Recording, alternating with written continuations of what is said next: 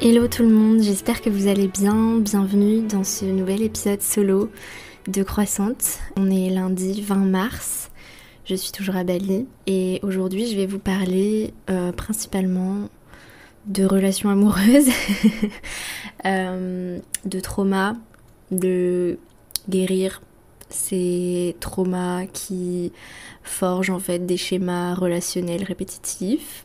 Puisque j'ai récemment eu des expériences qui ont fait que j'ai l'impression d'avoir progressé dans ce domaine. J'en ai déjà parlé ici de ce thème dans certains épisodes. Peut-être que si vous êtes une auditrice ou un auditeur fidèle, vous avez déjà entendu parler de ma vie amoureuse. Donc du coup aujourd'hui déjà ça fait un petit moment que j'ai pas fait d'épisode solo où je vous raconte un petit peu plus ma vie, mes réflexions, mes prises de conscience, etc. Depuis le mois de février, donc mes parents sont arrivés le 6 février il me semble à Bali. Et du coup j'ai passé 3 semaines avec eux, à les faire voyager autour de Bali, etc. Quand on était à Guilière, j'ai vraiment beaucoup apprécié cette semaine à Guilière, alors qu'en fait c'est rigolo parce qu'on était censé aller à Guilière, on était censé rester que 4 jours, et finalement avant d'aller à Guilière on devait aller 4 jours aussi à Amed, et finalement quand on est arrivé à Amed, la saison des pluies avait bien ravagé la plage de l'hôtel que j'avais réservé, du coup on s'est cassé. Et on a décidé d'aller plutôt à Guilière et du coup de passer 8 jours à Guilière au lieu de 4. Et du coup c'est à ce moment-là que j'ai rencontré un groupe de gens où il y avait du coup un garçon. J'ai vraiment apprécié Guilière et je vais sortir aujourd'hui ou demain un petit vlog sur Instagram. Donc si vous ne me suivez pas, vous pouvez aller voir ça. J'ai vraiment apprécié cette île qui m'a vraiment surprise en fait, parce que pour moi les îles Gili c'est vraiment une destination de vacances en mode on y reste que 3 jours pour rien faire ou faire la fête, et je pensais pas qu'il y avait des gens qui habitaient là-bas à l'année et qu'il y avait un peu une communauté un peu d'expats là-bas et une vie un peu conviviale de gens qui habitent là-bas à l'année. Il y avait pas mal d'endroits pour faire du yoga, pas mal de petits restos vegan, de restos coworking friendly, et j'ai été surprise par tout ça. Et puis du coup je bossais pas mal de temps dans la journée, et puis je remontais sur mon vélo parce que là-bas tout se fait en vélo pour aller à la plage, et on n'a pas trop eu de chance par contre au niveau du temps, il faisait souvent pas très très beau. Mais ce que j'apprécie aussi dans les îles Gili, c'est qu'on ressent vraiment bien l'énergie entre les deux volcans. Quand on regarde à droite, on voit le volcan de Bali. Quand on regarde à gauche, on voit le volcan de Lombok. Et c'est vraiment intense énergétiquement, je trouve, en fait, de se retrouver comme ça entre deux volcans au milieu de l'océan. L'île est remplie de chats aussi qui sont trop mignons, que je passais des heures à caresser. Et puis vraiment, je me suis direct en fait fait inclure dans un groupe de gens en fait, et donc j'ai rencontré ce mec. Je pense pas qu'il va écouter l'épisode, mais du coup en fait je viens de passer 1 mois avec lui où on se voyait quasiment tous les jours, et il est parti du coup il y a 2 jours, il est rentré en France, on sait pas trop si on va se revoir. Donc je suis dans une période de réadaptation là à vivre seule. Et grâce à cette rencontre, j'ai eu pas mal d'expériences et pas mal de réalisations. Déjà, la première chose que je voulais vous parler, c'est que ça faisait longtemps que je voulais faire de la plongée, mais que je passais pas forcément le cap, et que j'avais envie d'attendre d'avoir l'occasion d'être avec des gens qui me le proposeraient. Et du coup quand je suis arrivée dans ce groupe de potes, en fait il y avait des gens qui étaient instructeurs de plongée, qui travaillaient à Gili du coup en tant qu'instructeur de plongée, et du coup Greg, le garçon que j'ai rencontré, faisait beaucoup de plongée, donc il m'a proposé d'y aller avec lui. Et donc j'en avais jamais fait, donc j'ai fait la piscine où on m'a expliqué comment ça marchait, etc.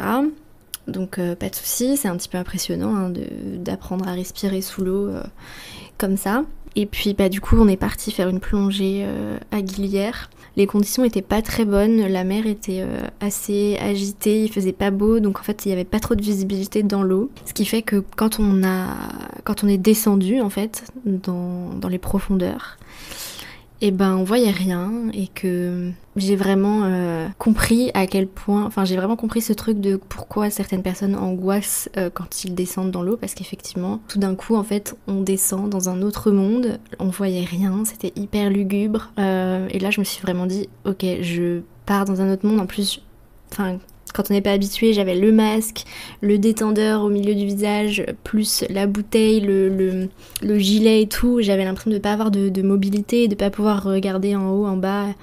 Donc en fait, j'avançais vraiment, enfin je descendais vraiment à l'aveugle en tenant le bras de l'instructeur et de Greg. Et j'ai vraiment eu l'impression de vivre une expérience un peu spirituelle de « Ok, là t'es en train de plonger dans ton monde intérieur, dans un autre monde, dans quelque chose où il faut vraiment lâcher prise et où tu vas en fait plonger dans tes angoisses, dans tes insécurités. Et il faut savoir que c'était au moment de la nouvelle lune, à ce moment-là, cette semaine-là. Et là, à l'heure où je parle, on est dans la période de la nouvelle lune d'après. Et d'ailleurs, c'était la nouvelle lune en Poisson. Donc j'ai eu toutes ces expériences de plongée en fait pendant la saison du Poisson. Et je trouvais ça hyper intéressant et j'ai vraiment l'impression que les planètes sont vraiment alignées avec cette énergie et ouais, par cette descente dans les profondeurs de l'océan sans visibilité, il m'a vraiment fallu pas mal de lâcher prise et je me suis vraiment répété dans ma tête, ok, respire, tu respires, parce que j'étais vraiment en train de me dire, mais est-ce que je suis vraiment en train de respirer? Est-ce que ça va être durable pour moi? Est-ce que je vais vraiment tenir 45 minutes comme ça, avec cette façon de respirer? Et je me répète dans ma tête, tout va bien se passer, ça va aller, t'es en sécurité. Mais ouais, il m'a fallu pas mal de lâcher prise. Et du coup, j'ai vraiment senti que ce moment où je plongeais dans des profondeurs sombres, ça allait un petit peu rythmer le cycle en fait, ce cycle lunaire là. Et je l'ai vraiment vu comme ça.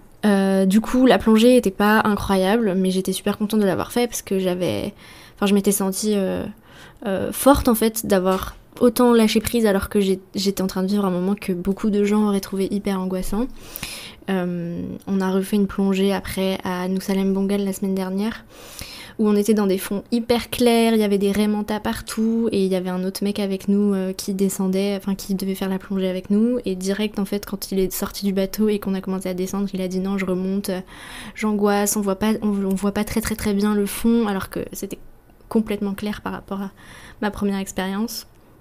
Je me suis dit que ouais en fait ma première expérience, et même l'instructeur et Greg m'avaient dit pour une première fois, tu t'es grave bien débrouillé, t'as bien respiré, t'as pas utilisé beaucoup d'air, t'étais calme, alors que les conditions n'étaient pas folles. Donc du coup, voilà, très fière de moi. Et puis, la deuxième plongée, du coup, qu'on a fait la semaine dernière à Lembongan, on a nagé avec 6 raies manta énormes qui étaient vraiment tout autour de nous, au-dessus de nous. C'est hyper impressionnant, hyper majestueux. Tout ça avec plein de poissons super colorés, des coraux magnifiques partout, et j'ai vraiment eu le sentiment aussi d'être fière de moi en tant que végétalienne, enfin en tout cas en tant que personne qui ne mange pas de produits de la mer, de pas faire du mal à l'océan en fait, parce que quand on observe comme ça les poissons et la vie aquatique d'aussi près, moi je me rends vraiment compte qu'ils ont leur propre monde. C'est trop bizarre parce que les coraux, on dirait vraiment des villes de poissons en fait, un peu comme dans La Petite Sirène, vous voyez. Et j'ai vraiment cette impression de ville bouillonnante, et quand je les observe, je me dis mais est-ce qu'ils ont une vie, un monde comme nous, avec un but en fait, où chacun a son rôle, chacun s'affaire à des occupations, chacun a une maison, enfin c'est trop bizarre, et du coup tout ça pour dire que voilà, je suis assez fière de ne pas manger de poisson et d'être un peu engagée par ma consommation dans le respect de la planète. Donc la plongée, vraiment super expérience, sauf le bateau. Je ne ferai pas le tour du monde en bateau, ça c'est clair, puisque vraiment j'ai très peur des vagues, j'ai tout de suite envie de vomir. Voilà, surtout depuis quand on est rentré de Gili, on a eu une mauvaise expérience dans le bateau de Gili à Bali, où les moteurs sont tombés en panne et la mer était très agitée et 80% du bateau a vomi, moi y compris. J'ai dû courir à une fenêtre pour vomir par-dessus bord. C'était pas super. En plus de ça, avant, il y avait un bateau qui avait coulé le mois d'avant. J'avais vu des vidéos de gens avec leur sac au milieu de la mer, leur gilet de sauvetage et tout. Donc quand les moteurs se sont arrêtés 2 fois en plein milieu des vagues, j'ai fait une crise de panique comme j'avais jamais fait, c'est-à-dire que je sentais plus mes jambes. J'étais en pleurs, j'avais du mal à respirer et tout. Après je suis allée vomir, enfin c'était vraiment la cata. Donc voilà, j'adore la plongée, mais par contre faire du bateau pendant 40 minutes, voilà, parce qu'on est à Lembongan, on a dû faire 40-45 minutes de bateau pour rejoindre le spot des Raimanta. Et le chauffeur du bateau allait super vite et la mer était quand même assez agitée. Et à un moment, le bateau a volé et je me suis recroquevillée en fait. Vous savez, quand on part en plongée sur des bateaux, tout le monde est assis sur l'extérieur du bateau, enfin vous voyez. Et moi du coup j'étais plutôt assise par terre et adossée là où les gens étaient assis. Et je tenais la jambe de mon mec en mode je la grippais. Et quand certaines fois le bateau a volé, je hurlais. À un moment j'ai failli pleurer aussi. Donc c'est marrant que je sois plus à l'aise au fond de l'eau que sur un bateau. C'est assez marrant. Donc je vais rentrer un petit peu plus dans le vif du sujet maintenant que j'ai posé un petit peu le contexte. Donc j'ai rencontré du coup ce mec qui était très très très très gentil avec moi, très très attentionné, très très avenant, qui m'apportait beaucoup d'attention et surtout avec qui c'était très très simple. On se voyait tous les jours. Dès qu'il faisait quelque chose, il me proposait de venir avec lui. On travaillait ensemble toute la journée. On passait la soirée ensemble. On se faisait découvrir des trucs. On avait des conversations profondes. C'est quelqu'un qui est bouddhiste, qui médite, qui fait beaucoup de yoga, etc. Qui a eu des expériences de vie aussi intéressantes puisqu'il a fait l'armée. Donc c'était très très intéressant. Et puis il devait partir en fait en Thaïlande 2 semaines avant de repartir en France. Et il m'a dit au bout de quelques jours qu'il voulait annuler son vol pour la Thaïlande et passer ces 2 dernières semaines à Bali avec moi avant de repartir en France. Et du coup, j'étais un peu choquée et en même temps contente. Mais j'avais un petit peu peur aussi que ça aille trop vite, etc. Donc bref, c'est ce qui s'est quand même passé. Et du coup, il s'est installé à Canggu quand je suis rentrée à Canggu avec mes parents. Puis mes parents sont partis, donc on a vraiment passé des moments hyper fusionnels où on était tout le temps ensemble. Et puis, au bout de quelques jours, tout d'un coup, son comportement a changé subrepticement. Bref, au bout de 2 jours, il m'a fait comprendre que ça allait trop vite et qu'il voulait qu'on arrête, qu'il s'était potentiellement lassé. Donc quand il m'a annoncé ça au restaurant... alors que moi j'étais en train de tomber in love quoi. Je suis partie, j'ai pris mon sac, je suis partie en trombe sur mon scooter et je suis rentrée chez moi et j'ai tout cassé dans ma chambre. et puis de là en fait je suis allée à Ubud le lendemain, j'ai parlé de tout ce qui s'était passé avec mes potes. Et puis le lendemain il y a Gwen, donc la personne que j'ai invitée dans le dernier épisode de podcast, donc qui m'a fait des séances par rapport à mes douleurs, des séances où il utilise des outils comme la kinésiologie, la reprogrammation neuroposturale, etc. J'en ai parlé dans l'épisode Revenir au corps et dans l'épisode précédent avec lui où je l'ai invité. Et donc d'ailleurs l'épisode de podcast qu'on a enregistré, qui est sorti la semaine dernière, on l'a fait juste après cette séance. Et en fait pendant cette séance, on a beaucoup été parler en fait de mes émotions et de mes traumas dans le cadre des relations amoureuses, puisque du coup quand il m'a proposé cette 3e séance, je lui ai dit tu tombes bien justement parce que je pense que j'ai vraiment besoin d'aller travailler là-dessus. Donc il y a une synchronicité qui est assez folle. Souvent, en fait, quand j'ai besoin, il y a des gens qui me proposent des séances de bien-être, etc. Et là, c'était vraiment le cas, quoi. J'étais avec cette rupture, j'étais vraiment en mode... je suis en train encore de reproduire les mêmes schémas, j'en ai marre, je veux pas vivre cette vie. Comment est-ce qu'on peut avoir une relation comme ça, hyper intense, hyper fusionnelle, et que tout se finisse du jour au lendemain J'avais de nouveau, en fait, sur le moment, des pensées très très intenses, colériques, même des envies suicidaires, en fait, disons-le clairement, où je retrouvais vraiment ces émotions que je ressens quand je me fais rejeter, en fait. Et du coup, quand il m'a proposé la séance, je lui ai dit parfait, faisons ça, j'en ai vraiment besoin. Et du coup, on est allé vraiment aussi plonger, encore une fois, la plongée dans mes émotions, dans mes traumas. Et donc, grâce à la kinésiologie et à la conversation qu'on peut avoir avec le corps et les traumas qui sont bloqués dans le corps et le lien avec les émotions, on est vraiment allé débusquer en fait des traumas et des émotions spécifiques. Donc j'ai listé en fait c'est des traumas et des émotions qui me freinent en fait dans l'épanouissement de mes relations. Et donc on a listé la confiance en soi, la sociabilisation, parce que en fait souvent je tombe amoureuse d'un mec parce qu'il m'offre aussi une vie sociale, parce que moi-même j'ai eu du mal à me faire des amis, à rentrer dans des groupes d'amis, j'ai souvent été rejetée des groupes d'amis, etc. Donc quand je rencontre quelqu'un qui a un groupe d'amis et qui m'inclut dedans, ça fait que du coup je tombe plus facilement amoureuse de lui. Pas mal aussi de thématiques autour de l'humiliation, des humiliations que j'ai vécues dans le cadre de mes relations avec mes amis quand j'étais au collège, à l'école, etc. Des traumas familiaux, le fait que je reproduise aussi pas mal de schémas que ma mère, ma grand-mère vivaient, du fait que comme beaucoup de filles qui ont des problèmes avec leur père, c'est un schéma psychologique très courant, je cherche un petit peu un père, quelqu'un pour me protéger, quelqu'un pour me dominer aussi, et aussi au fait que j'ai aussi listé le fait que je m'attache beaucoup à la personne quand le sexe se passe très bien, parce que j'ai cette croyance que les hommes ne peuvent tomber amoureux de moi que via le sexe en fait qu'ils auraient avec moi, que par mon pouvoir sexuel on va dire. Et du coup on a listé tout ça et on est allé en fait directement demander à mon corps quels sont les événements en fait qui sont liés à tout ça.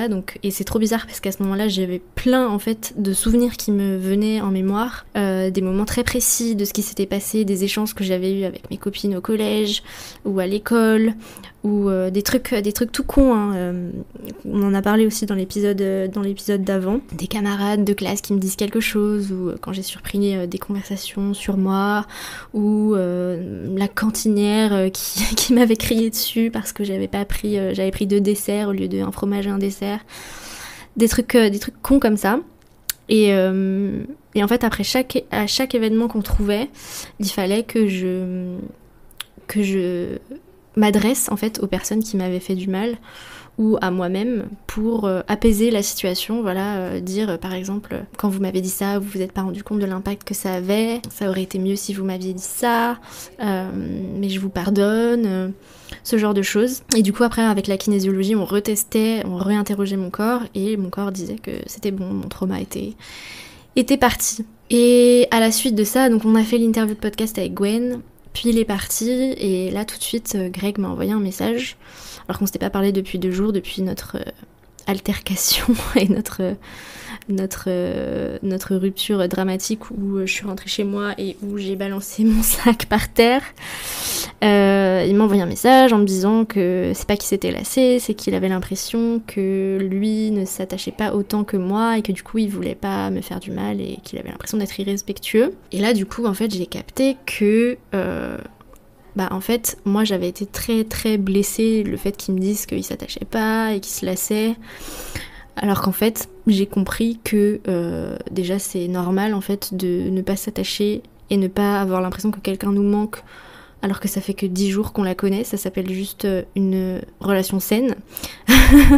Et que du coup je voyais pas exactement où était le problème, mais que j'avais plutôt l'impression en tout cas de son côté que c'était potentiellement du donjuanisme, c'est-à-dire que un mec qui a potentiellement des problèmes de confiance en lui va tout faire pour séduire une personne, tout faire pour la conquérir, pour s'assurer en fait de son pouvoir de séduction. Et une fois que la personne est conquise, c'est-à-dire que quelques heures avant que Greg change de comportement, je commençais vraiment à lui dire que en tout cas à lui faire comprendre que je m'attachais à lui, que j'avais des sentiments, que j'appréciais vraiment, etc. Et là il a changé de comportement. Donc du coup je lui ai dit que j'avais plutôt l'impression que c'était le fait de tout d'un coup sentir que j'étais conquise, que ça l'avait désintéressé et que peut-être qu'il fallait qu'il aille voir en lui ses problèmes de confiance en lui, de pourquoi il réagissait comme ça. Et puis du coup avec le recul sur la séance que je venais de vivre, sur mes traumas et mes schémas répétitifs, etc., et l'analyse de mes émotions et de mes comportements d'attachement, je lui ai du coup exprimé que je m'étais rendu compte que quand je lui faisais comprendre que j'avais des sentiments pour lui, en fait c'était pas forcément le cas, mais que je m'étais surtout attachée en fait à l'attention qu'il m'apportait, parce que j'avais du coup ces problèmes de confiance en moi, et à tous les moments qu'on vivait ensemble qui remplissaient un petit peu tout le cahier des charges que je recherchais en réponse en fait à ces traumas, à savoir du coup le manque de confiance en moi. Il me disait vraiment toute la journée que j'étais belle, les problèmes que j'ai à sociabiliser, donc en rapport avec le fait qu'il m'a intégrée dans son groupe d'amis tout de suite, le fait que je recherche un père, parce qu'effectivement il était très protecteur, il lidait beaucoup les situations, il me disait toujours je m'en occupe, c'est lui qui proposait les endroits où aller, enfin vous voyez, pas de charge mentale sur quoi faire, qui me faisait beaucoup de bien, parce que du coup j'étais avec mes parents pendant 3 semaines et c'est moi qui devais gérer tout le programme et j'en pouvais plus. Et puis sexuellement, voilà, je lui explique que moi j'ai toujours confondu amour et désir sexuel, parce que je suis persuadée qu'on ne peut m'aimer qu'à travers mon pouvoir sexuel.